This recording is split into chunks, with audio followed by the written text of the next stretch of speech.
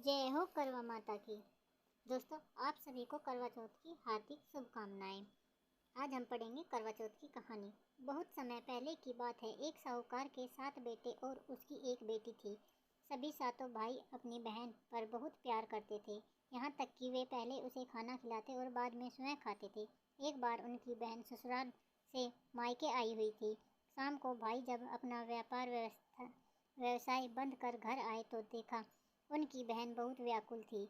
सभी भाई खाना खाने बैठे और अपनी बहन से भी खाने का आग्रह करने लगे, लेकिन बहन ने बताया कि उसका आज करवा चौथ का निर्जला व्रत है और वह खाना सिर्फ चंद्रमा को देखकर उसे अर्घ देकर ही खा सकती है, क्योंकि चंद्रमा अभी तक नहीं निकला है। इसलिए वह भूख प्यास से व्याकुल हो उठी। सबसे छोटे भाई को अपनी बहन की हालत देखी नहीं जा रही थी और वह दूर पीपल के पेड़ पर एक दीपक जलाकर चलनी की ओट में रख देता है। दूर से देखने पर वह ऐसा प्रतीत होता है कि जैसा चतुर्थी का चांद उदित हो रहा हो। इसके बाद भाई अपनी बहन को बताता है कि चांद निकल आया है, तुम उसे अर्घ देने के बाद भोजन कर सकती हो। बहन खुशी के मारे सीढ़ियों पर चढ़कर चांद को देखती है, उसे अर्घ देकर खाना खाने बैठ जाती है। वहाँ पहला टुकड़ा मुंह में डालती है तो उसे छींक आ जाती है, दूसरा टुकड़ा डालती है तो उसमें बाल निकल आता है और जैसे ही तीसरा टुकड़ा मुंह में डालने की कोशिश करती है तो उसके पति की मृत्यु का समाचार उसे मिल जाता है। वह बौखला जाती है। उसकी भाभी उसे सच्चाई से अवगत कराती है कि उसके साथ ऐसा क्यों हुआ। करवा चौथ का व्रत गलत तरीके से टूटने के कारण देवता उससे नाराज हो गए हैं और उन्होंने ऐसा किया है। सच्चाई जानने के बाद करवा निश्चय करती है कि वह अपने पति का अंतिम संस्कार नहीं होने देगी और अपने सतीत्व से उन्हें पुनर्जीवन दिलाकर रहेगी।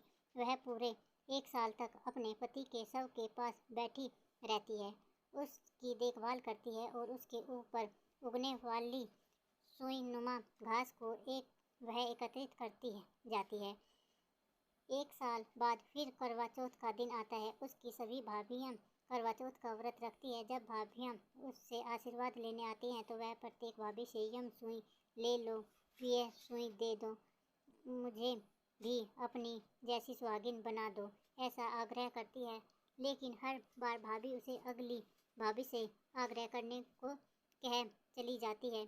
इस प्रकार जब 6 नंबर की भाभी आती है तो करवा उससे भी यही बात दोहराती है। यह भाभी उसे बताती है कि क्योंकि सबसे छोटी भाई की वजह से उसका व्रत टूटा था, अतः उसकी पत्नी में ही शक्ति है कि वह तुम्हारे पति को दोबारा जीवित कर सकती है। इसलिए जब वह आए तो तुम उसे पकड़ लेना और जब तक वह तुम्हारे पति को जिंदा न कर दे उसे न छोड़ना। ऐसा कह वह चली जाती है। सबसे अंत में छोटी भाभी आती है। करवा उनसे भी सुहागिन बनने का आग्रह करती है, लेकिन वह टाल मटोल करने लगती है। इसे देखकर वह उन्हें जोर से पकड़ लेती है और अपने सुहाग को जिंदा करने के लिए कहती है। भाभी उससे छुटाने के लिए नोचती है, खसोटती है, लेकिन करवा नहीं छोड़ती है। अंत में उसकी तपस्या को देख भाभी पसीज जाती है और अपनी छोटी उंगली को चीरकर उसमें से अमृत उसके पति के मुंह में डाल देती है। करवा का पति तुरंत श्री गणेश कहता हुआ उठ बैठता है। इस प्रकार प्रभु कृपा से उसकी छोटी भाभी के माध्यम से करवा को अपना सुहाग वापस मिल जाता है। हे श्री गणेश, माँ गौरी, जिस प्रकार करवा को चिर सुहागन का वरदान आपसे मिला है, वैसे ही सुहागनों को मिले।